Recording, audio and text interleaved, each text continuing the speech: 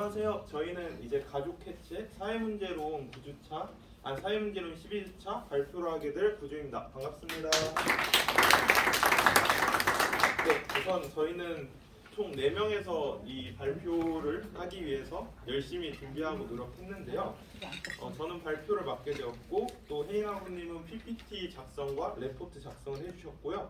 또 김규리 아버님과 정한빈 아버님은 열심히 자료조사를 해서 함께 협력해서 이 주제에 대해서 한번 나눠보고 토론하고 싶어서 이렇게 발표 주제를 만들었습니다. 네, 목차입니다. 목차는 진짜 중요합니다. 왜냐하면 전체 틀을 알 수 있거든요. 전체 틀이에요. 틀. 숲과 같은데 총 8장으로 구성이 되어 있습니다. 목차를 구성한 8장은 나무와 풀과 같은 존재라고 저는 생각을 해요. 목차를 외우는 게 좀 공부할 때도 더 효율적으로 외울 수가 있거든요. 목차를 외워야 전체적인 틀을 볼 수 있는데 어디서 배웠었냐면 강명태 미쳐야 공부다 혹시 아십니까? 거기서 제가 보고 들은 내용인데 목차는 전체적인 틀을 알 수 있는데 첫 번째는 가족 해체에 대한 개념을 배우게 되고 두 번째는 구조적 해체 사례, 세 번째는 기능적 해체 사례, 네 번째는 국내 현황, 다섯 번째는 해외 현황, 그리고 여섯 번째는 문제점, 그리고 일곱 번째는 해결 방안, 또 마지막에는 신뢰성을 위해서 출처를 다 남겨놓았습니다. 네. 가족 문제와 가족 해체 개념을 먼저 알아보고자 하는데요. 가족 해체랑 가족 구성원 간의 결속력 약화 또는 해체, 그리고 어떻게 구분을 할 수 있냐면 구조적 해체와 기능적 해체로 구분이 됩니다. 먼저 구조적 해체랑 가족 구성원 중 일부가 존재하지 않는 경우인데요. 사망, 이혼, 수감, 가출 등입니다. 그리고 기능적 해체란 가족 구성원이 다 존재하지만 그 일부가 자신에게 부여된 가족 구성원으로서의 책임과 의무를 제대로 수행하지 않을 경우에 발생을 하게 되지요.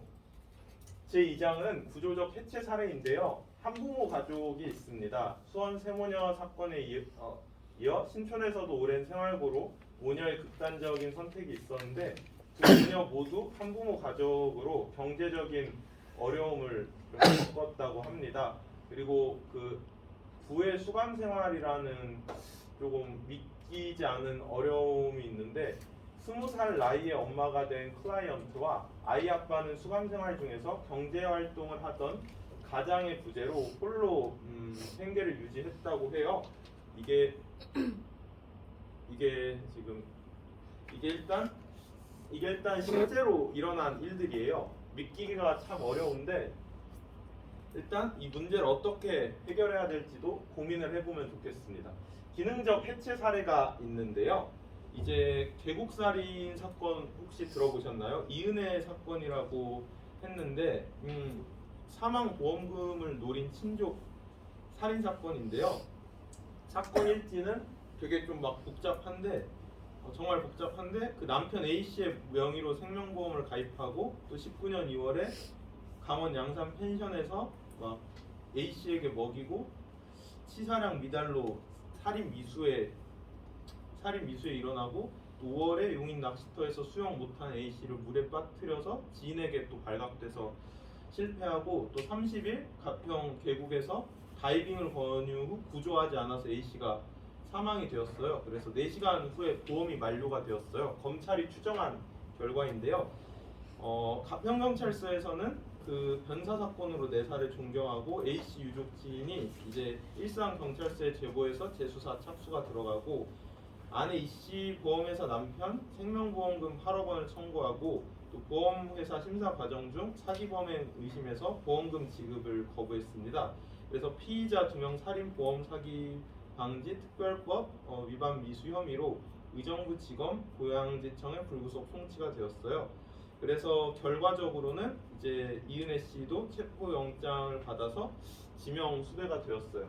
정말 인간적으로 생각할 때 너무 말도 안 되고 진짜 끔찍한 일인데 도대체 문제가 뭔지 좀 고민을 많이 해봤습니다. 그리고 또 고독사라는 일이 있는데요. 혼자 사는데 그냥 아무 도움도 없이 아무도 모르게 그냥 죽은 사건이 있는 겁니다. 너무 좀 어려운 일인데 그 다음에 시아버지와 며느리의 갈등 사건도 있습니다. 그래서 국내 가족 해체 현황을 객관적으로 살펴보자면 이제 한부모, 이혼, 보험 사기 등의 문제들이 있었는데 한부모 가구 현황은 서울 열린데이터 광장 작년 그 그래프를 기준으로 본다면 이제 한부모 가구 현황이 계속 해가 지금 제일 위에 게 가장 최신인데요. 가장 한부모 가구 현황이 계속 늘어남을 볼 수가 있습니다. 점점 늘어나는 추세인데 유배우자와 사별, 이혼 중 가장 많은 한부모 가구주의 혼인 상태는 이혼이었다는 거죠. 저는 솔직히 이혼에 대해 별로 좋게 생각을 못 하겠습니다. 이혼, 왜냐하면 결혼은 인륜 지대사이거든요. 정말 평생을 사랑하고 함께하기로 많은 사람들에게 선포하고 약속하는 과정인데 이혼이라는 것 자체가 바람직하지 않다고 생각을 해요.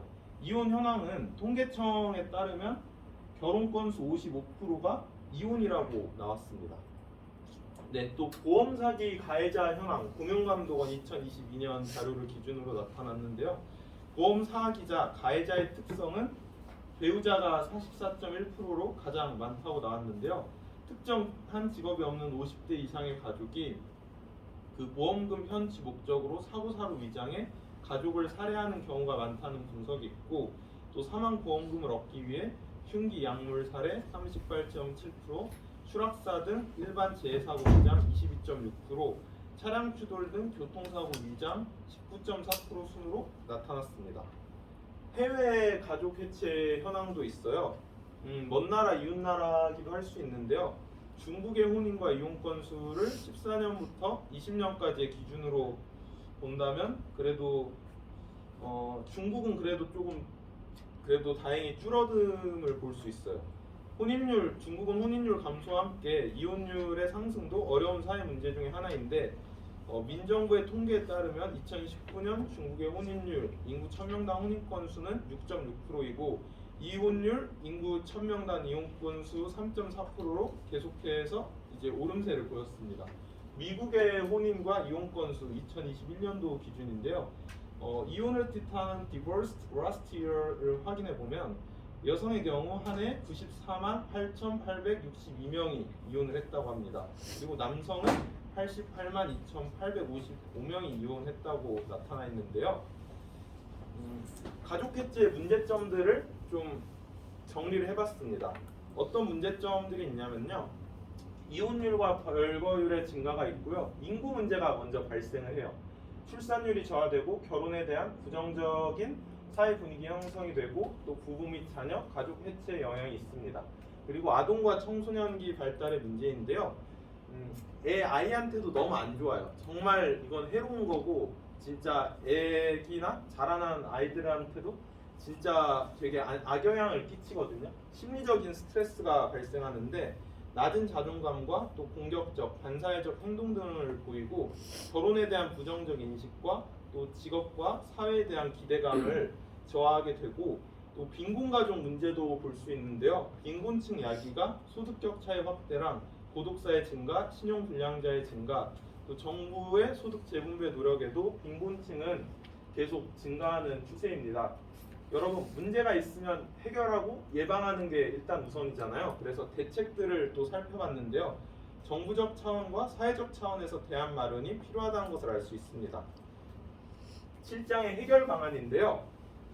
저희가 생각해 놓은 법적이나 사회적, 경제적인 해결 방안 등을 생각해 보았는데요. 첫 번째는 우선 사고가 나기 전에 예방을 해야 된다는 것입니다. 정말 그 문제가 터지기 전에 미리 막고 또 대응하기 위한 그런 합리적인 방안이 꼭 필요하다는 건데요. 이혼을 예방하려면 어떻게 해야 될까요? 부부 관련 사회복지 서비스를 증설해야 됩니다. 예비 부부 교육과 가족 치료와 직업 교육 등이 있고요. 또 결혼 전 동거를 합법화 등 신중한 결혼을 할 수 있도록 제도를 마련할 수 있습니다. 또 아동 대책이 있죠. 이제 문제가 만약에 생기고 그 다음에 대책을 또 할 수 있는데 개별 상담과 집단 상담 등 적극적인 심리 상담을 할 수 있고 가정의 현실을 인정할 수 있게 심리를 반영한 객관적인 조언이 필요합니다. 세 번째로 빈곤 가족인데요. 복지 사각지대를 해소하고 공공분야 사업 확대 등 정부 차원의 노력이 필요하고 또 빈곤으로 인해 소외받지 않도록 주변 이웃들의 관심이 필요합니다. 아이를 위한 제도는 이혼 문제는 이혼 상담과 이혼 전문 변호사, 또 이혼 숙려제 등 다양한 후속 제도가 있습니다. 또 경제적 지원으로는 편부모 수당과 생계비를 보조하거나 직업 훈련의 기회를 제공하고 취업을 알선하고 의료비, 자녀 양육비, 교육비도 보조할 수 있습니다. 그리고 이혼 부모들의 양육을 돕기 위해 자녀 양육과 교육을 위한 시설과 프로그램을 또 운영할 수 있고요. 자녀들을 위한 교육 지원과 상담 지원을 하기도 합니다. 이혼 부모들의 자녀 양육에 대한 부담을 털기 위해서는 보육시설의 확충과 특히 24시간 운영되는 시설의 확충이 요구가 되기도 하지요. 네, 출처 제 마지막 이제 출처인데요. 저희가 자료조사를 했을 때 대학교 논문 등을 저희가 찾아서 이렇게 그 자료조사할 때 쓰기도 하고 주로 기사를 많이 인용했습니다. 뭐 언론을 100% 신뢰할 수는 없지만 그래도 언론이 가장 많이 그런 기사나 자료를 가장 많이 갖고 있어서 국민일보나 아니면 지역 신문에서도 찾아볼 수 있었고 또 통계 자료는 통계청이나 객관화되고 좀 신뢰할 수 있는 기관만 엄선해서 이렇게 선별을 해봤고요.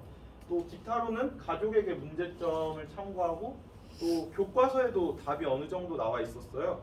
사회문제론 교과서 자체에도 개념과 문제점과 답안이 어느 정도 나와 있어서 교과서에 대한 모범적인 답안도 알 수가 있었습니다. 네, 이상으로 저희 발표 마쳤는데요. 혹시 궁금한 점이나 또 하고 싶은 말씀 있는 학우들 계실까요? 제가 지난 한 달 동안 쭉 생각해봤는데 저랑 교수님만 항상 대화를 하는 것 같아서 여러분들의 참여도 중요합니다. 정말로. 이제 다양한 학우들의 참여가 저는 필요하다고 생각을 해요. 왜냐하면 이제 계속 토론하고 말을 해야 발전하지. 물론 필요한 말만 하는 거 좋죠. 맞아요. 필요한 말만 하고 뭐 그런 것도 좋고 또 침묵도 대화일 수는 있는데 또 이번 수업의 본질은 함께 대화하고 토론하면서 좀 발전을 하는 걸 목표로 두고 있잖아요. 그래서 혹시 질문이나 하고 싶은 말씀이나 하고 있으면 자유롭게 그냥 막 말씀해 주셔도 돼요. 또 어떤 질문들을 해도 다 자신 있게 답해 줄 준비가 되어 있습니다. 혹시 질문 있으신가요?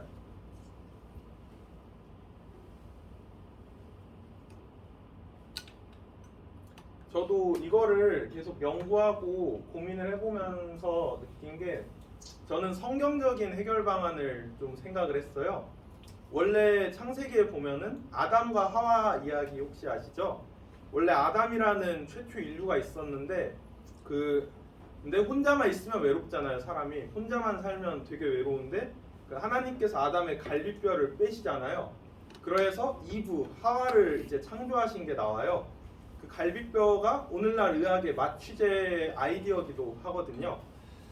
그래서 원래 하나님 보시기에 좋은 가정이고 또 가정도 하나님이 세우신 건데 근데 지금의 우리가 발표하고 연구한 거는 분명한 부작용과 잘못된 점, 모순들이 분명하게 계속 나오고 있어요.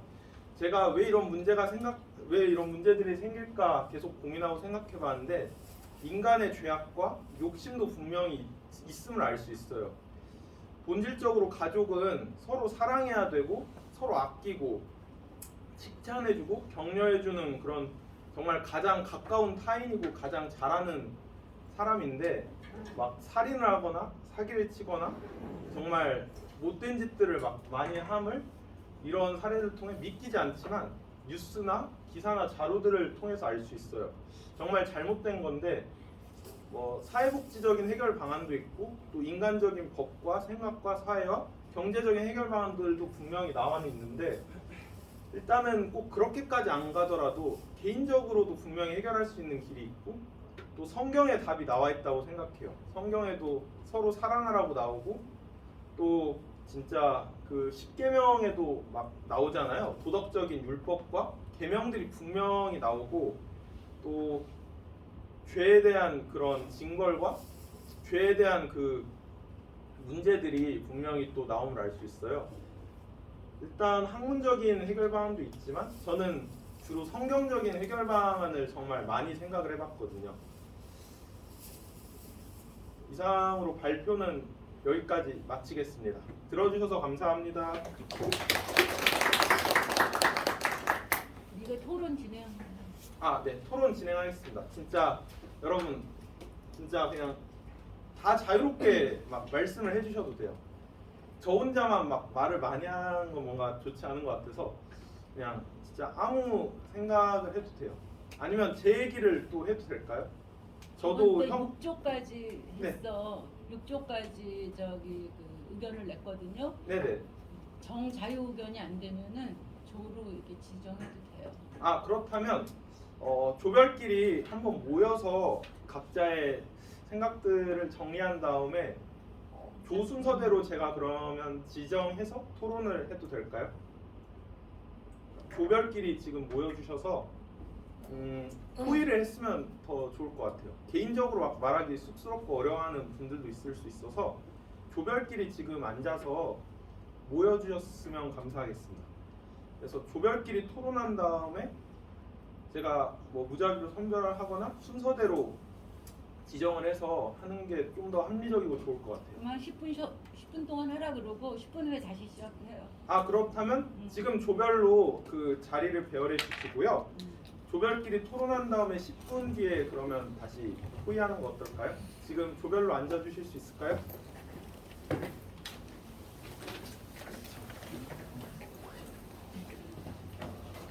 포트를 안 내서 내가 좀 지적하고 싶어서 여기 있는데 보면서 해야 되는데.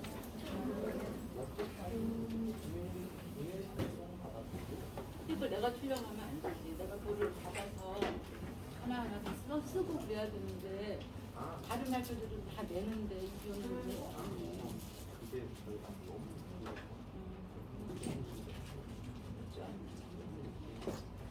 그러면 제가 시간이랑 바로 뽑아서 다시 드릴게요. 내가 그러면 휴게실에서 내가 출력해 올게. 그게 낫잖아. 제가 하는 게 조장이라는 데서 제 아니 아래층에 네 저기 구수 휴게실에 출력되거든. 일단은 먼저 나중에 조별로 보냈지요? 네네. 보냈지. 일단 먼저 조별로 모여주세요. 이게 토론을 그래도 꼭 해야 되는 거라서 조별로 앉아주신 다음에 일단 10분간 한번 오늘 들은 발표들을 주제로 떠오르는 생각과 저희 카톡으로 회의해서 알려드려도 될까요? 카톡도 가능은 합니다. 또 소통이니까 가능한데 그래도 조별끼리 직접 모여서 대화하신 다음에 그 다음에 토론을 진행하는 게 좀 알맞는 순서라고 봅니다.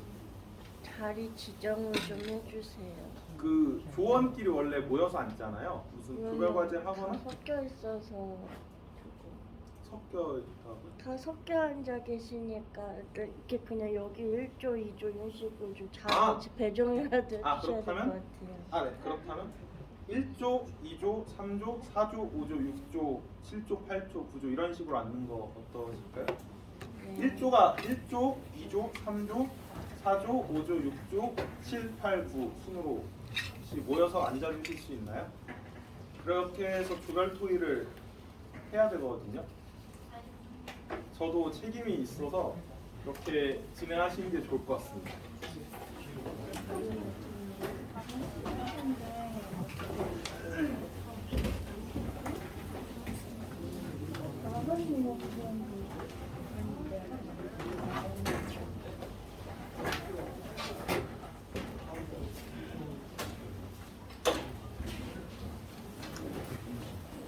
저랑 너무 떨어지네요.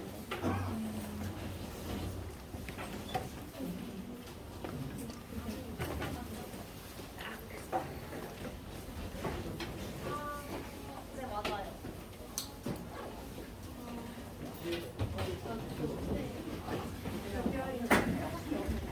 왜 혼자밖에 없어요? 안 오면은 출석 정도 불이익이 분명히 갑니다. 결석이면 불이익이가 11초까지 있나? 그러면 잠깐만요. 다른 사람 확실하게 투명하게 아예 안 오면 학생에게 불이익이 분명히 가는데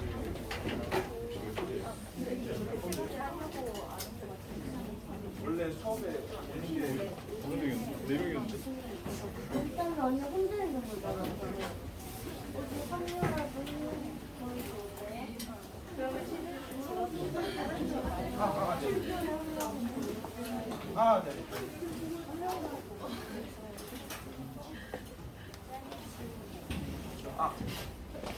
자리 찾으셨나요? 전부 다? 원래대로의 자리 다 찾으셨죠? 일단은 오늘 들은 발표들을 주제로 떠오르는 생각들을 함께 공유하면서 함께 나눠봤으면 좋겠습니다. 부족한 부분 일단 다시 리뷰하고 반복과 복습도 언제든지 제가 도와드릴 수 있습니다.